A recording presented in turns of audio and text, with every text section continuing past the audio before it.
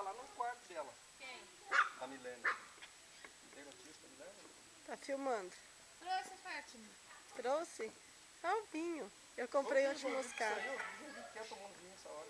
Olha o tamanho da mandioca do Joaquim. Bom dia, gente. Bom dia. Eu vou usar aqui fazendo essa vai falar. Almoço vai passar 2 horas mesmo. Nós estamos encantadas com a mandioca. A Leica tá apaixonada. Olha, ela gravou ali, ó. Ah, apaixonei pela mandioca. Não, olha lá o que ela gravou lá. Calma aí, calma aí. Grava isso depois. Você é obrigado a dar um soco na cara. Essa mandioca... Iago! Milene, pega um paninho pra limpar o narizinho dele. Foi lá e gravou tudo. Ela e o Walter. Gravou até o Walter grudado. Não, pra ti não.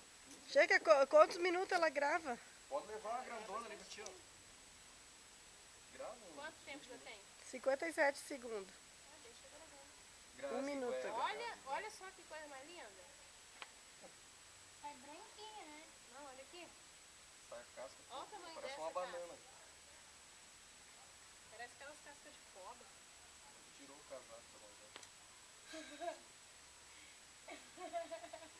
Olha o tamanho dessa. Oi, pai.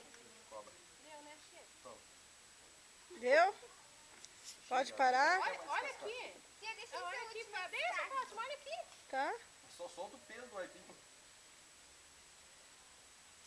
Gente, que coisa mais maravilhosa.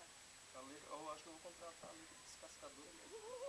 Quando eu for colher minha roça inteira lá, eu vou descascar. E faz hora. E faz hora que tá fervendo. Ô, Leica, pega lá. A Leica tá triste de fome. Chegou, achou que tava... Não tô... A Leica chegou 8 horas da manhã aqui querendo almoço. Ela falou assim, eu não tô vendo nenhum movimento. Deu, Leica, onde que aperta pra dar pause? No mesmo. Ali onde